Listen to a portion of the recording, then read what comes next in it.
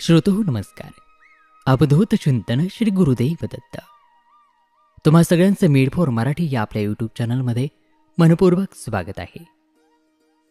एकदा कुरोपूरमध्ये एक माता पुत्र जननिंदेला कंटाळून आपलं जीवन संपवण्यासाठी गंगेच्या किनारी येतात.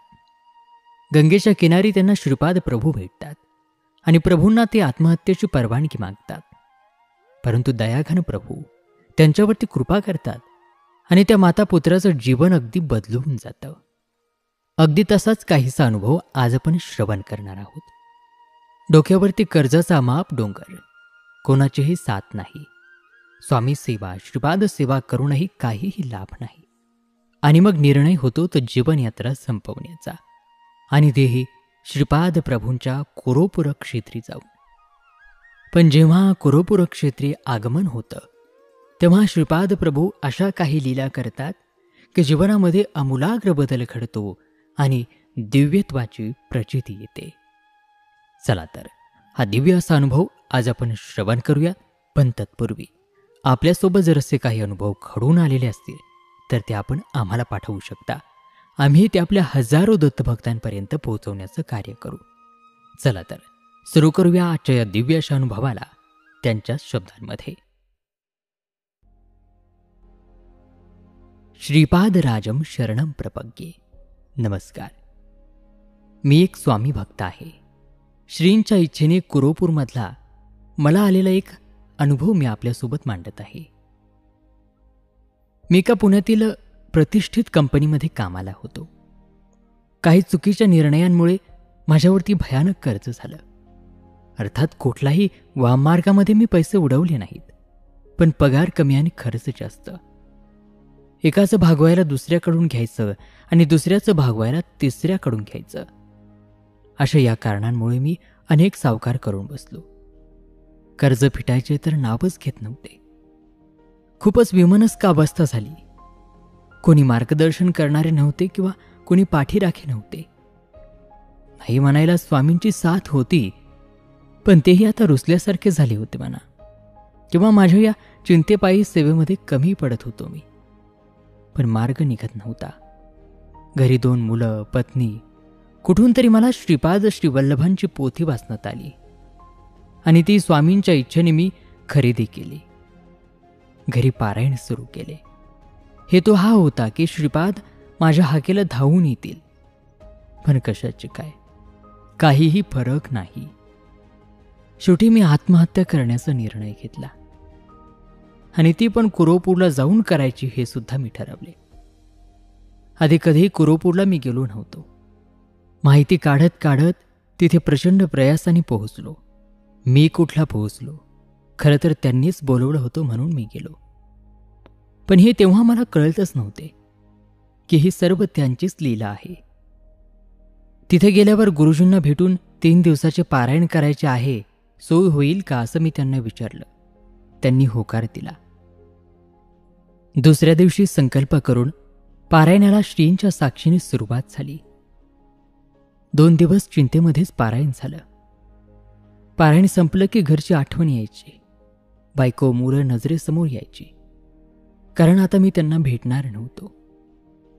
तिसऱ्या दिवशी पारायण समाप्ती होणार होती. प्रसादाला माझ्यापाशी काहीही नव्हते. चिमूटभर साखर घेऊन तीच अर्पण करून भरल्या डोळ्यांनी पारायणाला सुरुवात केली. आणि बघता बघता माझ्या आजूबाजूला भिंतीला सगळीकडे लाल मुंग्यांनी परिसर भरून गेला. इतका की साखर ठेवायला सुद्धा जागा नाही. त्या इतक्या प्रचंड वेगाने येत होत्या आणि पळत होत्या की मी खूप घाबरलो. फक्त अंगावर यातील एकही मुंगी आली नाही. मला वाटले की मी रडत पारायण करतो हे श्रीपादांना पटले नसेल किंवा माझी सेवाच त्यांना आवडली नसावी. काय करावे सुचेना. दुपारचे 2 वाजले. गुरुजी पण माझ्या जवळ नव्हते. मी तर फार घाबरलो होतो. इतक्यामध्ये एक लहान मुलगा जो 12-13 वर्षांचा असेल माझ्यापाशी आला आणि मला म्हणाला, पारायण करतोस ना, मग रडतो का, घाबरतो का, काय चिंता करतो. पारायण संपले की कुठेही न जाता सरळ घरी जायचे, लक्षात आले ना. खरं तर मी विचार करत होतो की हा इतका गोरापान मुलगा इथे कसा काय, आणि याबरोबर दुसरं कोणी का नाही? पुन्हा मला जोरात आवाज दिला, समजले ना? घरी जायचे. मी हो म्हणालो खरा, पण माझी इच्छा नव्हती घरी जायची, कारण घरी जायला पैसेच नव्हते माझ्यापाशी. तर मी घरी जाईलच कसा? तो मुलगा निघून गेला आणि त्या मुंग्या पण लगेच गेल्या. एकही मुंगी मला दिसेना. मी तर मात्र चपापलोच. त्यावेळी तो मुलगा कोण होता हे ओळखण्यामध्ये मी कमी पडलो. तितकी अक्कल मला अजिबातच नव्हती. पारायण संपले. नमस्कार करून केलेली सेवा त्यांच्या चरणी अर्पण करून मी उठलो. पुढे काय हा मोठा प्रश्न आ करून उभा होता. घरी जावं तर सावकार आणि न जावं तर इथे आत्महत्या करायची नाही हा आदेश. बरं, घरी जाऊ तरी कसं? बाहेर आलो आणि पायरीवर बसून राहिलो. इतक्यामध्ये 3 भक्त मंदिराकडे येताना दिसले. ते मराठी बोलत होते. यावरून ते महाराष्ट्रामधले होते हे समजलं. त्यांनी मला हिंदीमध्ये विचारलं, मंदिर आता उघडे आहे का? आता दर्शन करता येईल का? ते मराठी होते म्हणून मी त्यांनाही मराठीतून उत्तर दिलं. मी म्हणालो, आता बंद आहे, अर्ध्या तासांनी उघडेल. पण ते आत गेले आणि दर्शन घेऊन बाहेर आले आणि मला म्हणाले की तुम्ही मराठी कसे बोलता? इथलेच आहात काय? मी म्हणालो, नाही, मी पुण्याचा आहे. इथे आलो होतो पारायण करण्यासाठी.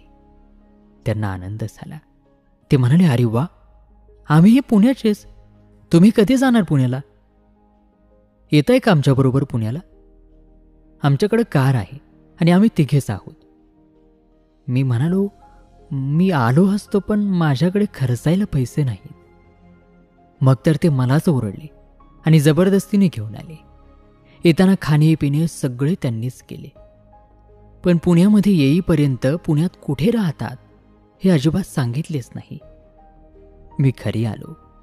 परिवाराला बघून रडू लागलो. आणि घरी आल्यानंतर मग मला श्रीपादांनी केलेली ती सर्व लीला लक्षात आली की तो मुलगा नव्हताच मुळी, ते होते श्रीपाद. पण मी त्यांना ओळखू शकलो नाही आणि त्यांनी आत्महत्येपासून मला वाचवलं नाही तर दत्तरूपाने घरी सुद्धा घेऊन आले.